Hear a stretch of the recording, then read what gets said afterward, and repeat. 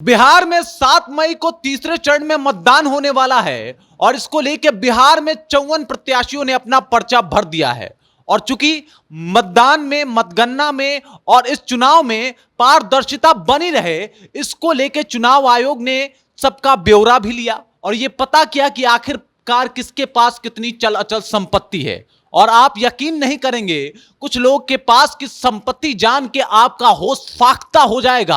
आप सोचने पे मजबूर हो जाएंगे कि आखिर इतना पैसा, इतने रुपए, इतना धन इनके पास कहां से आया। आप ये सोचने पे मजबूर हो जाएंगे कि ये लोग जो जनता की सेवा करते हैं वो इतने अमीर कैसे हो गए। और आपके मन में और कई ऐसे सवाल आएंगे जो आपको अंदर तक झकझोर के रख देंगे। जानकारी पूरी जानने के लिए वीडियो में बने रहें। मेरा नाम है रजत और आप देख रहे हैं जनता जंक्शन। बात कर रहे हैं 7 मई को तीसरे चरण में होने वाले चुनाव की और बात कर रहे हैं जिस तरीके के प्रत्याशियों ने पर्चा भरा है उनके संपत्ति की। और सबसे पहले ले चलते हैं हम आपको झंझारपुर, जहां पे तीसरे चरण में चुनाव होने वाला है और वहां पे दो ऐसे प्रत्याशी हैं जो तीसरे चरण के सबसे अमीर प्रत्याशी आप उनको कह सकते हैं। पहले नंबर में है सुमन महासेठ। सुमन महासेठ के नाम में ही महासेठ है, मतलब पैसा बहुत ज्यादा है। ये सरनेम ही बता दे रहा है, क्योंकि उनके पास जो पैसा है वो है 21 करोड़ 44 लाख रुपए। 21 करोड़ 44 लाख रुपए कितना ज्यादा पैसा होता है। अगर आप गिनने बैठे तो 2-3 दिन तक इनके पैसे को गिनते रह जाएंगे, लेकिन फिर भी इनका पैसा खत्म नहीं होगा। ये सुमन महासेठ ने ऑफिशियल तौर पे जानकारी दी है कि इनके पास 21 करोड़ 44 लाख रुपए है।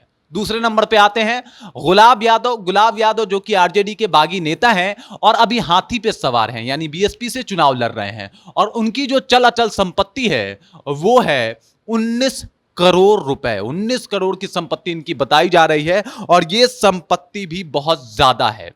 वहीं अगर बात करें तो एक और नेता है सुपौल के वैद्यनाथ मेहता, और इनकी संपत्ति की अगर बात करें तो ये गुलाब यादव से भी ज्यादा इनकी संपत्ति है और इनकी संपत्ति 19 करोड़ से भी ज्यादा है। और ये बताया जा रहा है कि भाई ये जो तीन नेता हैं जिनका नाम है सुमन महासेठ, गुलाब यादव और सुपौल के वैद्यनाथ मेहता, इन लोग के पास तीसरे चरण में सबसे ज्यादा संपत्ति जो है वो दर्ज की गई है।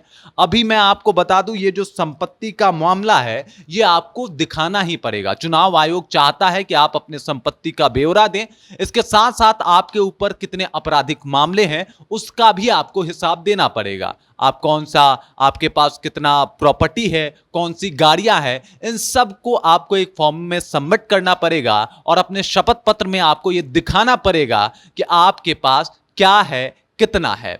इस सब की जानकारी आपको चुनाव आयोग को देनी पड़ेगी। और जब चुनाव आयोग ने जानकारी मांगी तो इन तीन नेताओं ने जो जानकारी दी वो खासा अलग है। जैसे कि सुमन महासेठ 21 करोड़ 44 लाख, गुलाब यादव 16 करोड़ 25 लाख और वैद्यनाथ मेहता 19 करोड़ से अधिक इनकी संपत्ति जो है वो बताई जा रही है।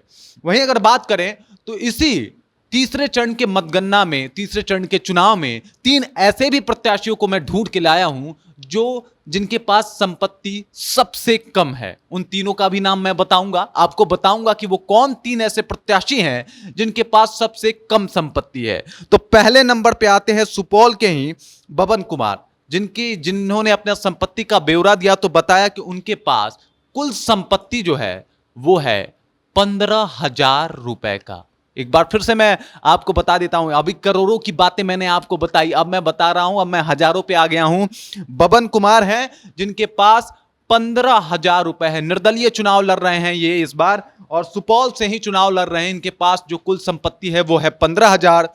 उसके बाद अगर खगड़िया की बात की जाए, ये भी तीसरे चरण में इसके ऊपर चुनाव होने वाला है और खगड़िया में डॉक्टर रवि कुमार हैं। इन्होंने अपने कुल संपत्ति का ब्यौरा दिया और बताया इनके पास 1 लाख रुपए हैं।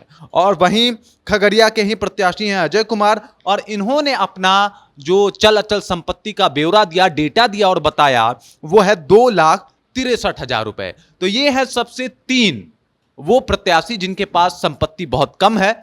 और आगे मैंने आपको बताया था कि वो तीन प्रत्याशी जिनके पास संपत्ति बहुत ज्यादा है और इतने ज्यादा कि उन्हें मान सकते हैं कि तीसरे चरण के मतगणना में, तीसरे चरण के चुनाव में सबसे ज्यादा पैसे वाले उम्मीदवार हैं। ये सबसे ज्यादा पैसा है इनके पास। किसी के पास 19 करोड़, 21 करोड़, 16 करोड़, इस तरीके से बेहिसाब दौलत है इनके पास। और ये लोग चुनाव लड़ रहे हैं इस बार तीसरे चरण में, इनके ऊपर इनके यहां चुनाव हो रहा है। और अब तो ये 4 जून को ही तय होगा कि संपत्ति वाले बाजी मारते हैं या फिर वो जो कम संपत्ति के साथ एक अच्छे विजन और एक अच्छे मोटिव के साथ चुनाव लड़ रहे हैं। बाकी इसके ऊपर आप क्या सोचते हैं, आपके जहन में क्या चल रहा है, आखिर में इनके पास इतनी संपत्ति होने की वजह क्या हो सकती है, इसके आसार क्या दिखते हैं, आखिर क्यों है इनके पास इतनी संपत्ति? आप कुछ भी सोच रहे हो कमेंट सेक्शन में जाइए, कमेंट करके बताइए कि आपके विचार क्या हैं। बाकी मेरा नाम रजत है और आप देख रहे हैं जनता जंक्शन।